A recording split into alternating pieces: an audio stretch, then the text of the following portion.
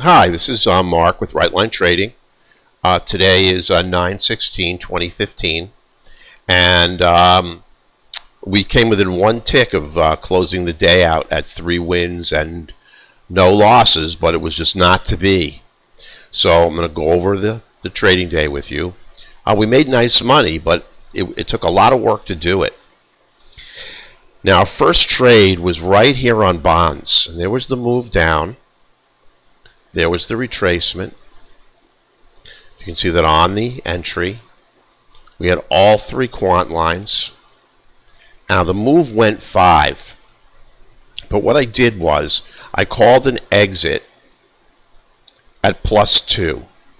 And the reason I did was I know that everyone's not going to get filled unless it goes 3. And I can't guarantee 3, but I didn't want to let the trade go to, then come back, and there was a question of whether or not everyone got filled. So I called the exit at 2, and then it actually went 5. Now, if I would have called it at 3, it would have ended our day, because we would have had 15 ticks on bonds at $31.50 a tick, and that would have been a $450 trade in the end. But we got 8 ticks out on 4 contracts at $31.50. So we made about $250 on this trade. Now, the rest of the morning, there was just nothing here. I mean, bonds had a lot of volatility, but there was just no place to trade it.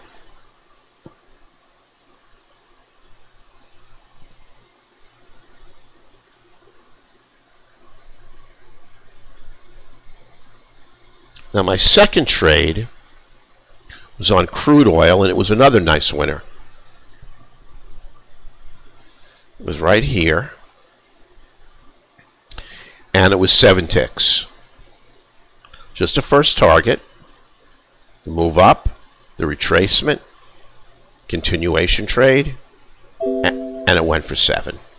Quant line with us on the trade, background bias. Everything is good. Now, on the right edge, we're not even close. We're actually above the value area high, just where we want to be. But I'm not going to go back to the ES, but my next trade was on the ES. It was a break even, and you're going to see it. And then my next trade on the ES went 2, and then came back and gave us a loser. So I'm just going to go through the crude trades. Now, this was right at 10:30. So this is all crude inventory report. Nothing tradable. Now, I took this trade. It was a little aggressive, but really not terribly aggressive. And now I had 2 wins and 2 losses. It was the move down, the retracement, and this candle was engulfing right off the 50. The 15 was down. It hadn't crossed the 50 yet. And the quant line was neutral. And you can see there was no background bias. So it was an aggressive trade, and it cost me 10 ticks. But then we had the move up, down. We went up for 9, just missed 2 targets. Then we went up, retraced, and then we went up 21 ticks. And then crude just wouldn't stop, but we were way overbought, and there was no way to get on the bandwagon on crude again. Now, the next nice entry on crude was right here.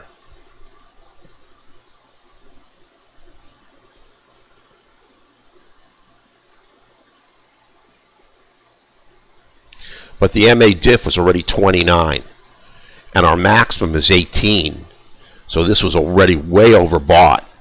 And it consolidated, moved up,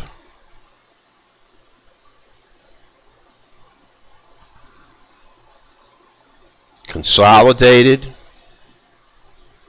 No way to take it up, but it did go up,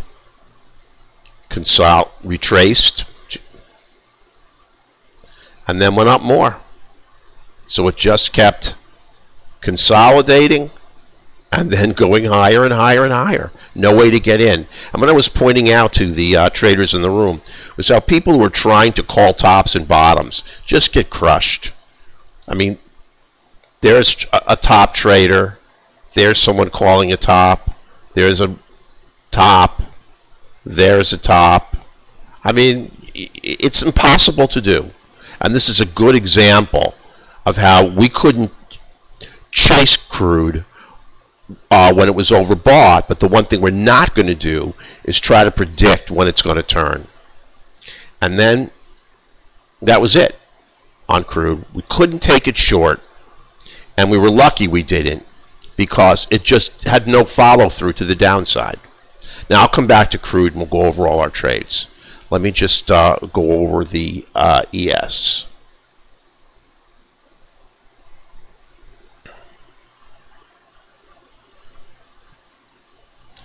Now the ES was very tight range. Now here was the move down, and here was the move up. On this trade, I had all three quant lines and background bias, and I got 2 ticks. Luckily, I took the trade out at break even. Now, I think on the right edge, you'll see that I took the trade right into the value area low, and it shot a wick through for 2 ticks. I was hoping it would shoot a wick through for one more. Just wouldn't do it. Then the next trade, right here, this would have been our third winner and out. This was a little aggressive because it was a bit off support. It went 2, came back, and I took it out at 4. And it never got, if I didn't take it out here, it wouldn't have been stopped out. We wouldn't have had it as a loser. Our stop was all the way down here, 1 tick below the close of the candle. But I took it out on a reversal candle. I wanted to be conservative. Then I re-entered right here. And this is a tremendous entry. Nice consolidation. Now you have 2/3 of the candle above the value area, a value area high, and again, it didn't go anywhere. So it cost me 4 ticks and 5 ticks on 4 contracts. Now this was aggressive, but this was not. And I just couldn't get one wick to get me 3 here or 3 here to close it out. So then I took the retracement, and it was right off the value area high, and we went up for 2 points. And that was it. So we battled back. Our last few trades were very, very big winners.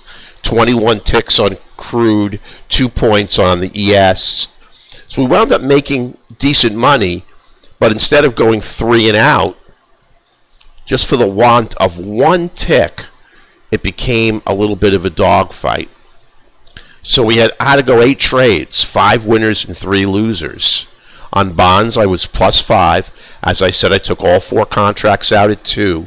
It's still a $250 trade.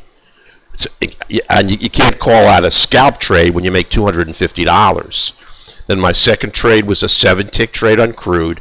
I had 1 out at 5 and 2 out at 0. Came back to break even. So I was up almost $300 on 2 trades. I could have stopped, but I really felt that I could have gotten that third winner, and I just missed that third winner twice by 2 ticks. Then I got a +9, 1 off at 5, 2 off at 0. Then I had 21 ticks, 1 off at 5, 1 off at 10, 1 off at 16. And then I had that 10-tick loser that I showed you that may have been overly aggressive because the 15 had not crossed the 50. I didn't have the quant or background bias, but it was a nice engulfing candle off the 50. Then I had the ES for +8. I called the trade to be closed at 4 ticks. It went 5. Actually, it went 8. 2 off at 3, 2 off at 4. Then I had the -4 and the -5, both reversals. So our net ticks were 41. Net equity was $387. The auto trader had no trades so far. So this was not an easy day. just a tick away from 3 wins and no losses.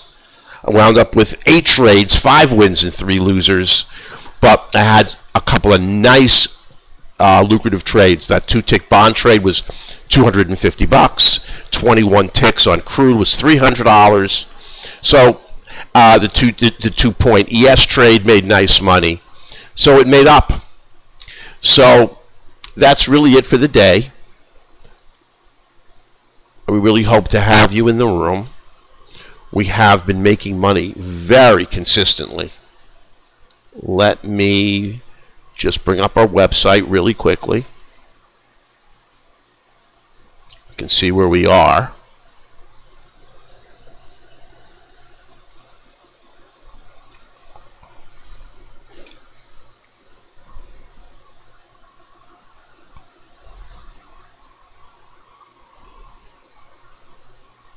Click right here, and you'll bring up the spreadsheet. Now, right now, yesterday we were up $250. Today we're up 300 and change, so we're up about almost 400. So up about $2,300. I'm very confident we can make it to 5,000 plus. So we have $1,000 cushion on commissions. Our trading number, our total number of trades, is much lower than normal. I'm going to try to keep the trades to within 3 or 4 a day, and today was just 1 tick away from getting that job done on 3-0. Here's our Auto Trader results. We have a weekly quiz based on market structure, price action. It's really cool. If you want to get it, just click here and put in your